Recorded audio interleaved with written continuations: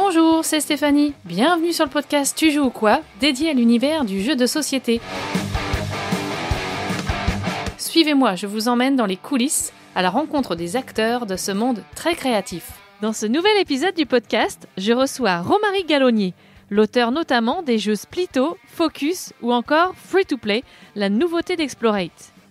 Cet ancien professeur des écoles a imaginé depuis une douzaine d'années de nombreux jeux pour les enfants, des jeux d'ambiance et familiaux. Romary est également l'un des membres fondateurs du mouvement des auteurs ludiques toulousains. Il apprécie les collaborations avec d'autres auteurs, comme avec Benoît Turpin, Antonin Bocara ou encore Luc Rémond pour ne citer qu'eux. J'ai eu le plaisir de faire connaissance avec Romary cet été à Valménier, à l'occasion du Sommet des Jeux. J'ai découvert un auteur posé, passionné et plein d'idées. Alors, je suis très contente de recevoir à mon micro Romary, que tu m'as été conseillé par Antonin Bocara lors d'un dernier podcast. Te voici à mon micro et je suis contente de te recevoir. Bienvenue. Merci beaucoup. Voilà, tu pourras remercier ton compère Antonin d'être là. Je le dirai. Donc voilà, on s'était rencontrés à PEL avec Antonin et... parce qu'effectivement, vous veniez de sortir ensemble Focus. Donc, moi, ce que je te propose, c'est qu'on revienne un petit peu sur ton parcours, comment tu es arrivé dans ce magnifique univers qui est très riche. J'ai eu de la chance, entre guillemets, d'être dans une famille où on jouait beaucoup. J'avais des grands frères, on avait des jeux de société, donc voilà, on partageait cette occupation en famille. Et je pense que, comme beaucoup de personnes, j'ai eu un creux dans ma vie de joueur à un moment donné. Et puis après, je me suis remis à redécouvrir les jeux modernes plus tardivement, et ça devait être en 2005 ou 2007, quelque chose comme ça, où j'ai été dans une association de jeux à Toulouse qui s'appelait Ludimonde à l'époque. C'est une association qui participait à l'organisation du festival Alchimie du jeu, qui existe toujours. Et donc, j'étais avec des amis, puis je me suis rendu compte que l'univers du jeu de société moderne, il y avait plein de choses que j'avais pas suivies pendant des années. Et ensuite, c'était surtout avec un copain. Alors à ce moment-là, j'étais déjà professeur des écoles, il me semble, ou j'étais peut-être en formation. Et c'est un copain qui s'appelle Laurent Toulouse. Toulouse, c'est son vrai nom pour le coup. Et vous êtes de Toulouse, c'est oui, ça? Voilà, c'est ça. Mais je me souviens qu'on régulièrement a joué ensemble et puis on avait un peu aussi l'habitude de un peu décortiquer des mécaniques de jeu, etc. Et qu'est-ce qui t'a donné, toi, envie de te lancer dans la création? Parce que ça, c'est entre dire et décortiquer un jeu qui nous intéresse et puis se dire, tiens, moi aussi, je vais me mettre les mains dans le cambouis et j'y vais. C'est pas donné à tout le monde, il faut oser aussi. Et comment tu t'es lancé? Ouais, je pense que j'avais une appétence pour la création quand même depuis assez petit. Parce que je me souviens quand j'étais jeune, j'aimais bien écrire. Alors du coup, j'avais des cahiers où j'écrivais des choses, j'écrivais des petites nouvelles ou des choses comme ça. Et le jeu, ça me questionnait aussi un petit peu parce que j'avais essayé, je devais avoir 12 ans à l'époque, donc ça n'a pas mené bien loin, mais j'avais essayé de rédiger un livre dont vous êtes le héros parce que j'étais passionnée, moi, de ça. J'en consommais pas mal à l'époque. Toi aussi. Et puis en fait, quand on y pense, les règles sont pas très compliquées, donc ça me semblait faisable de créer le mien. Donc j'avais fait tout un système de règles, de points d'équipement, de points d'attaque, etc. Ouais, c'est chouette. Et puis après, j'avais commencé à écrire. Et puis rapidement, je m'étais retrouvé dans une impasse parce que dès qu'on fait 2-3 embranchements, en fait, c'est assez compliqué. J'avais pas la méthode. Donc, oui, parfois c'est très labyrinthe, parfois les jeux dont vous êtes, les livres dont vous êtes le héros. Moi, je me souviens, avec mon frère, je dessinais des cartes. On faisait chacun notre livre et on se faisait une map, quoi. Et on dessinait, là, on tourne à tel endroit. Et à la fin, on avait un univers dantesque. Ouais. Mais je pense que c'est ça, la création, ça m'a toujours un peu questionné. C'est un peu logique que plus tard, je sois retombé dedans. Si ça n'avait pas été les jeux de société, je pense que ça aurait été autre chose. Ça aurait été peut-être de la musique, ça aurait peut-être été... J'ai l'impression que c'est une manière de se réaliser, quoi, d'être dans une démarche créative, quoi. Voilà, je le vois un peu comme ça, quoi. Je me dis, si je laisse une trace, ce sera peut-être de cette manière-là. Ouais. Parfois, je pose la question. Je crois que c'était à Antonin que je l'avais posé, mais il m'avait fait préciser la question. Je vais dire, quel a été ton premier jeu? Et il m'a dit, mais le premier jeu signé ou le premier jeu édité?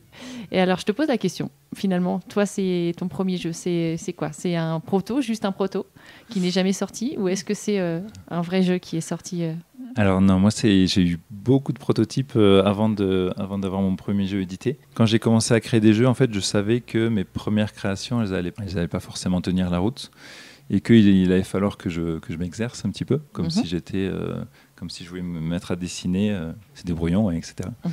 J'avais lu, je crois, quelqu'un qui disait que quand on commence dans un domaine artistique, les 10 premières réalisations, elles vont être plus ou moins ratées, entre guillemets, et que du coup, il fallait se dépêcher de passer à la 11e. D'accord. Tout à fait la date en tête où j'ai commencé. Je me souviens, c'était en 2011. Ma méthode, c'était de me dire, je vais essayer de me faire la main en créant des jeux simples autour de petites mécaniques de jeux. Et ma méthode, c'était de créer un jeu par semaine, parce que je savais que ça allait pas aboutir à quelque chose qui allait être solide, qui allait tenir la route. Et je m'étais dit, autant passer rapidement à autre chose, comme ça. Donc au bout de la 11e semaine, c'était satisfaisant, c'est ça? C'était pas forcément satisfaisant, mais en tout cas, j'avais un petit peu avancé. Ça permet en tout cas de se donner des objectifs. J'ai eu pas mal de prototypes, et après, ce qui m'a aidé, alors dans mon parcours, j'ai fait un peu de recherche universitaire. Et en fait, il y a une méthode que j'ai réutilisée, qui vient de la recherche universitaire, parce que j'ai commencé une thèse en histoire. D'accord. En termes de méthode, c'est le travail le plus dur que j'ai jamais eu à faire, parce que il faut arriver à condenser en quelques centaines de pages des milliers et des milliers de documents, etc. Et il faut une méthode de dingue pour arriver à Je ça. veux bien croire, c'est un boulot de dingue. Ouais, Il voilà. est très long aussi. Oui. Alors je suis pas arrivé à bout d'ailleurs, je suis pas arrivé. Mais par contre, ça m'a fourni des outils ou alors des habitudes, quoi. Il faut s'appuyer sur la bibliographie, par exemple. Donc un de mes réflexes au début, c'était je le conseille à d'autres personnes, c'était de lire des ouvrages sur le game design. Ok. Il y a beaucoup d'ouvrages en anglais, quoi, du coup, donc il faut être un peu à l'aise avec l'anglais, mais D'accord. il y en a un qui est très bien, qui est traduit en français, qui s'appelle L'art du game design, qui je crois qu'il est difficile à trouver maintenant, peut-être sur le marché de l'occasion. Ça explique des mécaniques, des méthodos. Ce que ça explique, c'est que en fait, souvent, justement, on a l'impression que créer un jeu, c'est créer des mécaniques. C'est pas ce que j'essaye de faire. Pour moi, les mécaniques de jeu sont mes outils, mais ma finalité, c'est pas ça. C'est que je veux essayer de véhiculer quelque chose, soit une émotion, soit quelque chose de Créer une expérience. Voilà, en fait. créer une expérience. Ouais. Alors il y a des fois où ça m'arrive aussi de m'amuser à manipuler des mécaniques juste pour l'intérêt d'essayer de tester des choses. Mais souvent, dans les tests, ce qu'on essaie de faire, c'est créer une expérience de jeu. Alors, j'ai l'impression que des fois, les jeunes auteurs, le piège, c'est d'essayer de vouloir dire je veux faire un jeu de draft ou un jeu de deck building, mais sans réfléchir à quel est le propos en fait. Qu'est-ce que ça veut raconter au-delà de l'aspect purement mécanique. Et alors, quel a été ton premier jeu? Donc, tu as fait plein de petits protos, a priori. Donc, combien alors? Plus de 11 ou... Un peu plus de 11, oui, sûrement. Je ne les ai pas comptés, je ne sais pas exactement. Quel a été ton premier jeu finalement abouti qui a pu être signé et édité? Ça s'appelait Stéréotypes et préjugés. Et donc, c'était un jeu d'ambiance où le principe, c'est qu'il fallait essayer de se baser sur des portraits de personnes et essayer de répondre à une question. Donc, par exemple, à partir de simples portraits d'une personne, on doit dire quel est son métier éventuellement ou quelle est son activité préférée. Enfin, voilà. Ce qui est amusant là-dedans, c'est qu'on a forcément des préjugés quand on est face à cet exercice-là. Ça crée en fait une matière assez drôle pour du jeu d'ambiance, à surtout pas prendre au premier degré. Hein. Ouais. J'ai eu un prix au Flip, enfin le prototype a reçu un trophée au Flip. Il était déjà signé à ce moment-là, ça a été édité l'année suivante chez Blue Cocker. D'accord. Donc c'est un éditeur toulousain. Oui. Que du coup je côtoyais. Donc j'ai eu cette chance d'avoir cette première édition à ce moment-là. C'est Casting du coup? Voilà, c'est ça. Ah ok, ouais, d'accord. Donc il est sorti en quelle année du coup? 2015. 2015. Ouais. Oui, donc ça a été ton premier jeu et pour le coup assez encourageant aussi ce retour du Flip. Alors le jeu n'a pas eu un succès commercial fou, hein.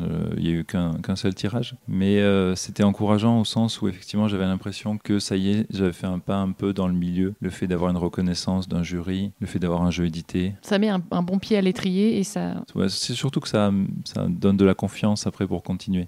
Comment tu as fait cette démarche d'aller vers... parce que c'est super d'avoir ces protos, mais quand on essaie de se vendre et de trouver justement un éditeur, ça s'est fait un peu par hasard, par des rencontres. Comment ça s'est passé pour toi? Là, c'était assez facile parce que du coup, j'ai rencontré Alain, qui est le responsable de Blue Cocker. Vous étiez un petit peu dans le même réseau, on va dire, sur Toulouse? C'était assez facile. Le fait de démarcher des éditeurs, ça fait partie du jeu, entre guillemets, quoi. Petit à petit, il y a des gens qu'on côtoie. Il se trouve que c'est un petit milieu, hein, quand même. En fait, on revoit facilement les gens d'un festival à l'autre. Donc là, tu as déjà une vingtaine de jeux édités, oui. si je ne me trompe pas, c'est ça? Oui. Donc beaucoup de jeux d'ambiance, de communication. Il y a un peu de mémo, oui. du jeu pour enfants. Oui. Alors, je vais pas tous les citer, hein, mais des jeux d'enquête coopératifs aussi. Enfin, il y a pas mal de choses. Donc, il y a Profiler, jeu d'ambiance, Red Panda, Magic Rabbit, Tapis et quoi. Ça, c'est chez Djeco, c'est pour les enfants. Il a eu une nomination Spiel. Alors, pas de nomination, mais il était sur la liste des jeux recommandés. Ah oui, c'est ça, leur grande liste. Voilà, c'est ça. D'accord, mais bon, c'est quand même cool. Oui, c'était quand même quelque chose. En 2021, c'est ça. Oui. Ok, Oui. donc après, on a Speedo Memo, donc là, on est sur de la mémoire. Les derniers en cours, on a Spito, qui est sorti chez Blâme Édition, donc l'an dernier. Oui. Myriade, avec Benoît Turpin. Et là récemment Focus chez Old Chap avec Antonin Bocara. Donc on peut parler peut-être aussi des collaborations, justement le co-autorat. Pareil, c'est au fil des rencontres. C'était une envie à un moment donné de plus être tout seul pour travailler. En fait, je pense que c'était un peu un cheminement naturel parce que quand on était à Toulouse, donc forcément, j'étais amené à rencontrer d'autres personnes qui étaient un peu comme moi, à être un peu mordus de création de jeux. On s'entraidait déjà naturellement en se montrant chacun ses prototypes, etc., en essayant d'avoir des avis extérieurs. Ce qui nous a amené à créer après le collectif du Malte, le collectif d'auteurs toulousains. Le mouvement des auteurs ludiques toulousains. Oui, c'est ça. Voilà, je l'ai. Oui, ouais, oui. Okay. T'en es à l'origine. Oui, avec Benoît Turpin. En fait, je pense que si j'avais pas rencontré Benoît, je ne me serais pas lancé là-dedans. Mais en fait, oui, tous les deux déjà dans une démarche un peu professionnalisante, quoi, à ce moment-là. Et puis on sentait que ça allait être pertinent de se regrouper en collectif. On avait à l'époque l'exemple de la Cale, c'était le collectif des auteurs lyonnais qui déjà était assez actif et qui en fait ça donnait envie parce qu'on sentait qu'ils arrivaient à se fédérer, ils arrivaient à avoir une dynamique collective. On considérait les autres auteurs pas comme des concurrents. Des partenaires, quoi. Oui, voilà. Bon, c'est une ambiance bon enfant. Surtout que ça soit un peu une émulation collective. Oui, quoi. Ouais, tout à fait. Tout à fait. Ouais. Vous êtes nombreux dans ce collectif? Il existe toujours sur Alors Toulouse, ça existe toujours. Moi, j'habite plus à Toulouse même, donc j'ai moins l'occasion d'aller aux réunions du collectif. Ça fait 8 ans maintenant, du coup, que ça existe. Ils ont 2 réunions mensuelles dans des bars à jeux. Voilà. Donc du coup, c'est là que tu as fait ces premières rencontres et donc ces envies de travailler ensemble avec certains auteurs. Ouais. Alors comment ça s'est fait par exemple pour travailler sur, si on prend l'exemple de Myriade? C'est un bon exemple. Ça fait longtemps qu'on a travaillé avec Benoît sur ce prototype. Alors à l'époque, c'était un jeu abstrait avec des dés, donc ça n'a plus rien à voir avec ce que c'est devenu après, parce que Myriade, c'est devenu un jeu de tuiles. On recrée un sort de puzzle avec des tuiles. En fait, on a eu tout un développement avec les éditeurs qui étaient intéressés, mais il y avait un coût de production qui était un peu lourd, parce qu'en fait, on utilisait des gros dés qu'on voulait que les gens ne lancent pas, mais qu'ils manipulent. C'était des dés plus gros que la moyenne. D'accord. J'avais eu cette idée d'ailleurs, c'était avec les cubes de construction de mon fils. En fait, il y avait des cubes avec ce genre de cubes là où on retourne, il y a des lettres qui écrites dessus, où il y a des dessins. Des cubes pédagogiques un peu pour les enfants, voilà. okay. Exactement. Donc, j'étais parti de cette idée-là, qu'on utilise le dé pas pour le lancer, mais pour le manipuler. Et bon, voilà, l'inconvénient, c'était que ça revenait cher à produire. Au bout d'un moment, donc on était avec Antoine de Superlude, et au bout d'un moment, on a réussi à transformer le dé, qui est un objet en 3 dimensions, on a réussi à le transformer en objet de 2 dimensions. En fait, les tuiles, elles ont les mêmes probabilités que le dé, donc c'est des tuiles triangulaires qui ont 6 angles. D'un côté, si on compte les 2 côtés. Le recto verso, ouais. Voilà, c'est ça. Et donc, en fait, en le transformant comme ça, le jeu devenait beaucoup plus facilement éditable.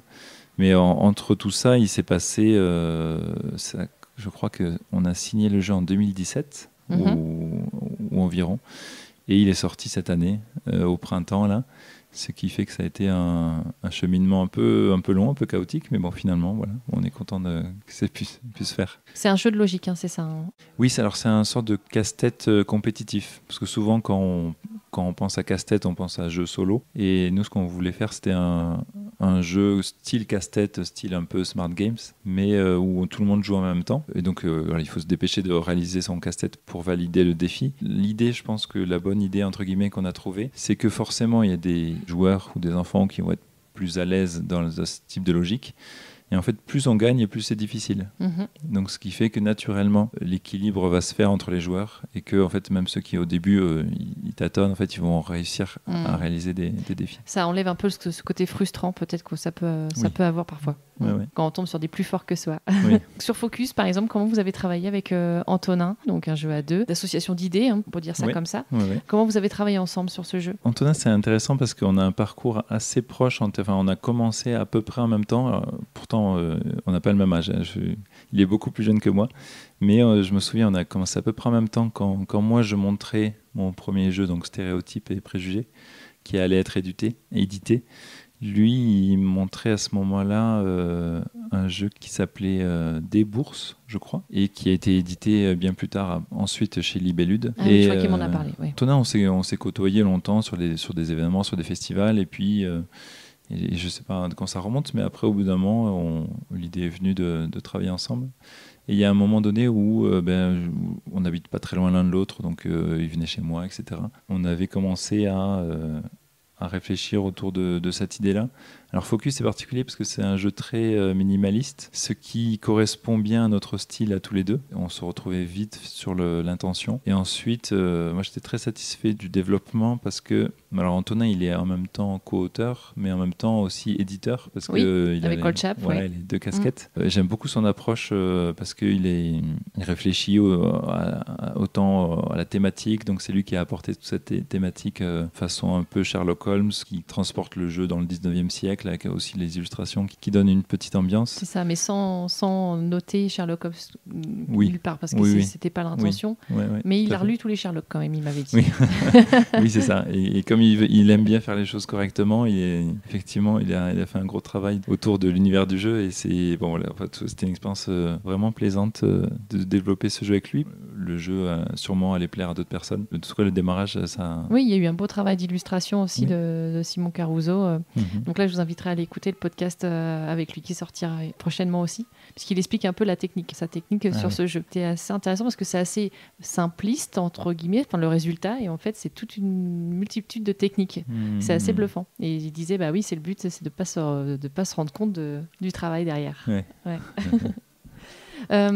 Ok, est-ce qu'il y a d'autres projets justement avec Antonin, avec Benoît Turpin, avec Luc Raymond? Est-ce qu'il y a d'autres projets pour toi qui sont à venir ou plus en solo? Avec Antonin, on a une actualité qui est assez proche là. On a créé un concept de puzzle édité sous le nom de Puzzle Aventure. Ça sera chez Gameflow, un éditeur qui a fait une gamme de jeux qui a... Ma première aventure. Voilà, livres, ma première aventure. Oui. Ouais, ma fille est fan. Oui. Je vois de ce dont tu parles. Voilà, c'est ça. C'est le livre qui fonctionne très bien. C'est un peu les premiers livres dont vous êtes le héros, comme on parlait tout à l'heure. On pourrait le voir comme ça, c'est vrai.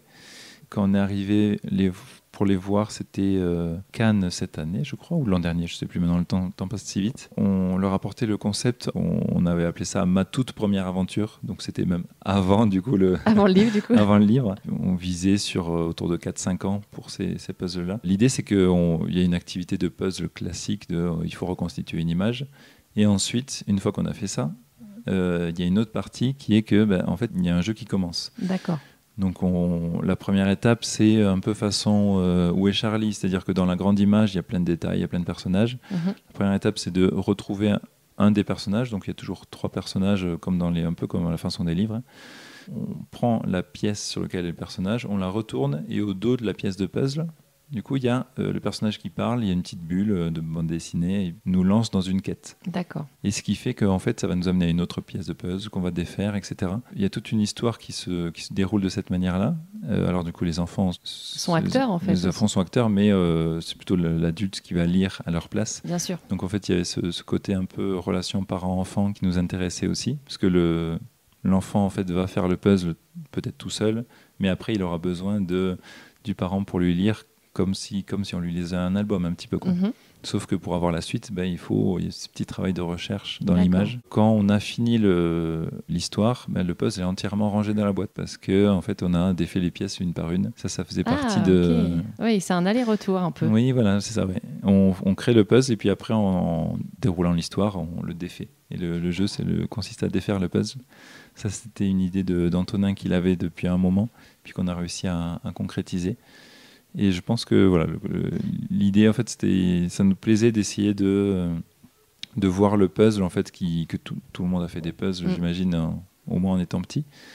Mais on trouvait ça intéressant de le voir d'une manière différente, d'utiliser finalement le dos des pièces qui n'est jamais utilisé d'habitude, d'utiliser pour faire autre chose. Tu disais tout à l'heure que tu étais enseignant, enfin tu avais travaillé avec des enfants, Oui. Voilà, professeur des écoles, hein, c'est Oui. ça. Oui. Est-ce que c'est justement des idées qui te viennent un peu de cette expérience-là aussi, le travail pédagogique, ludique avec les enfants? Est-ce que ce background-là est intéressant pour toi? Est-ce que tu en es conscient Oui, tout à fait. Ouais.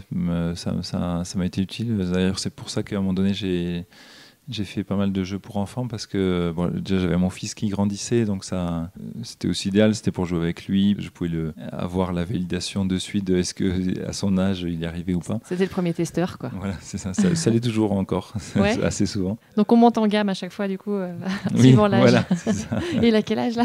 Il a 9 ans, donc 9 ans, là maintenant ouais. je fais un peu moins de jeux pour enfants en ce moment. Pour enfants, j'entends, c'est en dessous de 8 ans, quoi, catégorie jeux enfants. D'avoir été professeur des écoles, oui, ça apporte un peu un regard sur quelles compétences on a à quel âge, etc. C'est quelque chose, je pense, qui m'a servi aussi et qui a pu être auprès des éditeurs aussi, peut-être un petit gage de sérieux, entre guillemets. Mon intention, c'était pas de faire du jeu éducatif, mais je pouvais un peu mettre les mots sur ce jeu-là, il va travailler tel type de compétences. Et au-delà du côté ludique, il y a aussi...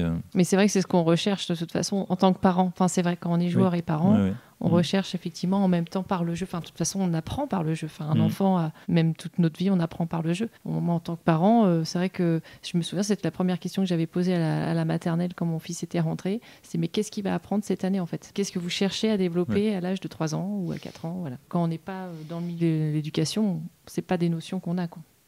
Avec Antonin, d'autres projets à venir? On a aussi un autre jeu qui est en cours de développement, qui est quasiment finalisé. Ça va s'appeler La Fabrique à rêves. Je ne sais pas si tu en as parlé la dernière fois. Ça me dit quelque chose aussi, oui, je crois. Et il est peut-être évoqué. Ça sera un jeu chez Funny Fox. Donc c'est un jeu coopératif où il faut essayer, c'est un jeu de mots, on va placer, je ne vais pas expliquer, mais bon, on a des cartes de mots, il faut essayer de générer des idées communes autour de la table. C'est entre l'association d'idées et un jeu façon un peu Codenames, quoi. On va cet aspect-là où en coopération, en fait, on a une contrainte de communication, ce qui arrive souvent dans les jeux coopératifs. Il va y avoir des jolies illustrations là, donc on attend il faut qu'on finalise encore le travail, mais normalement ça sera pour l'an prochain. D'accord. Alors là arrive très prochainement un jeu chez Explorate, la nouveauté d'Explorate, Fruit to Play, hein, c'est ça. Oui.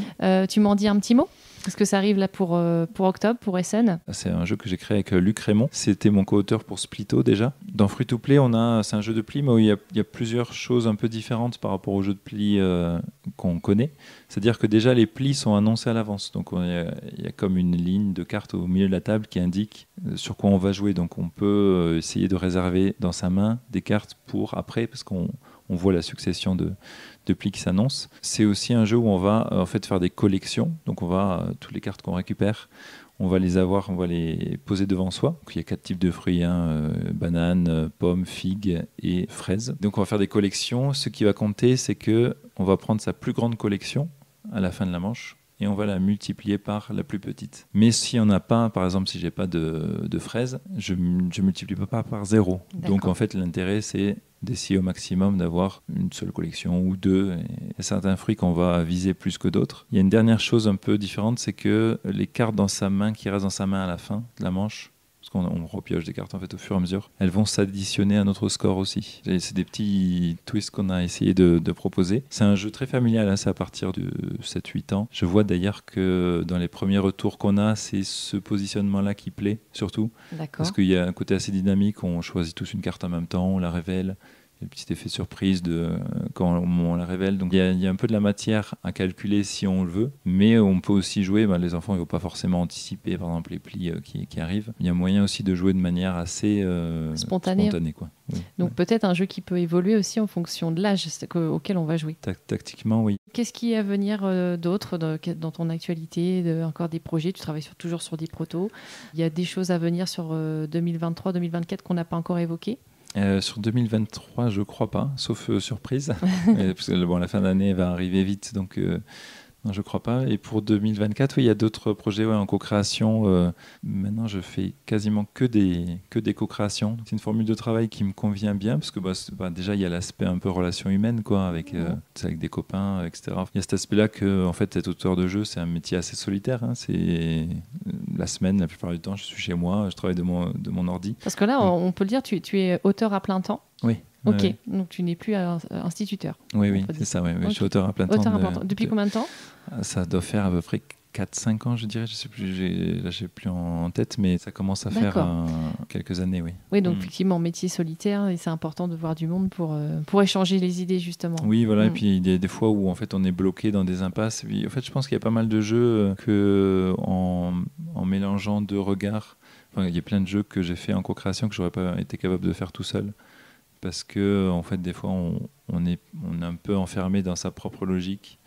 Et c'est là où l'avantage d'avoir un co-auteur, c'est que quelqu'un d'autre qui va venir débloquer, qui va venir proposer des choses.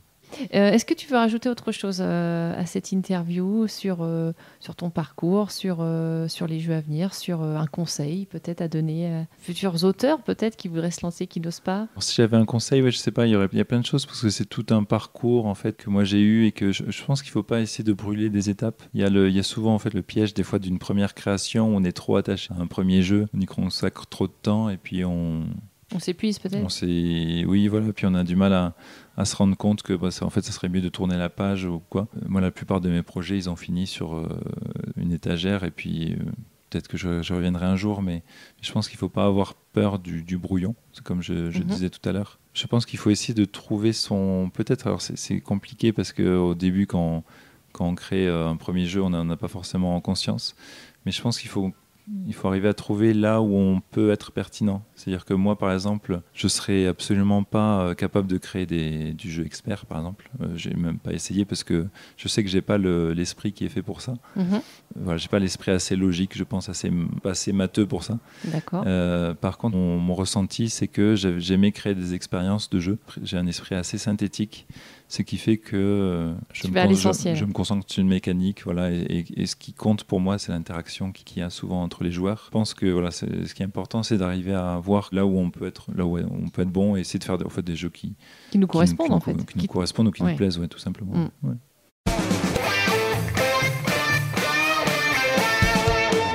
Je te propose de conclure avec un petit portrait chinois ludique. Oui. Voilà, 3 petites questions. Tu peux répondre du tac au tac ou prendre un peu le temps de réfléchir, c'est comme tu le sens.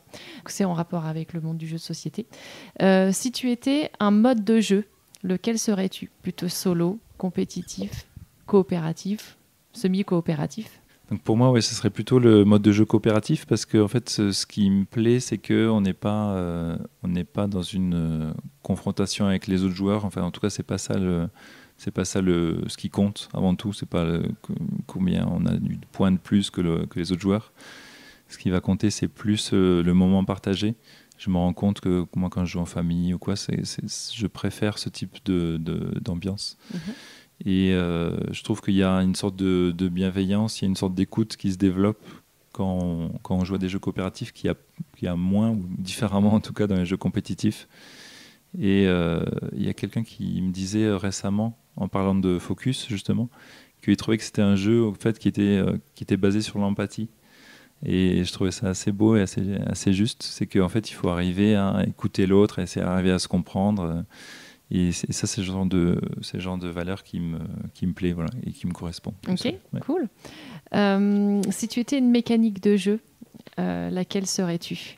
Une mécanique, alors c'est difficile parce que j'ai pas forcément de préférence particulière. Pour moi, comme je disais, c'est plus des outils, donc j'ai pas forcément d'affect qui sont liés à des mécaniques. En plus, je fais plus des jeux grand public où c'est en fait là, c'est pas la mécanique qui va forcément être au centre, comme par exemple du deck building où la mécanique va vraiment être au centre. Je dirais que mes mécaniques préférées, c'est plutôt celles qui créent des émotions. Et donc, alors ça dépend, mais par exemple. Des jeux je dis un exemple qui me passe par la tête en premier, mais un jeu de stop ou encore, par exemple, ça va générer plus d'émotions chez le joueur qu'un jeu de deck building. Alors même si là, c'est ridicule de l'exprimer comme ça, mais ce que je veux dire, c'est qu'il y a dans la mécanique, il y a des fois des ressorts qui font qu'on crée... Oui, on crée une émotion, une frustration ou une joie d'un seul coup. Ouais, okay. Donc c'est plutôt ce type-là de mécanique qui me plaise à manipuler, plutôt que quelque chose qui est vraiment trop cérébral. D'accord. Et enfin, si tu étais une thématique de jeu, est-ce qu'il y a une thématique en particulier qui te correspondrait? Je disais tout à l'heure que j'ai essayé quand j'étais jeune, j'essayais d'écrire un petit peu. Le problème, c'est que moi, je suis un peu un auteur frustré, enfin en tout cas un écrivain frustré, c'est que j'ai aucune imagination. Et je le dis sérieusement, parce que ça peut paraître bizarre, mais je suis très mauvais pour créer des univers. Donc, ce qui fait que souvent, mes jeux, mes prototypes au départ sont très abstraits. Et après, au bout d'un moment, ça découle, on met un thème dessus. Mais c'est rarement le point de départ. Parce que j'ai un mode de réflexion où en fait, j'essaie vraiment de partir de l'abstraction et puis après, j'essaie de voir après coup qu'est-ce que ça peut raconter. Mais je pars pas de. Tu pars pas d'une thématique. Je pars pas de l'autre sens, ouais. Ce qui fait que j'ai pas forcément de thématique qui m'interpelle plus qu'une autre, quoi. Enfin, ça m'est arrivé souvent d'ailleurs dans mes jeux édités que la thématique change. Et ça me dérangeait pas spécialement parce que pour moi c'était pas ça le. C'était pas ça le propos, ouais. Ok.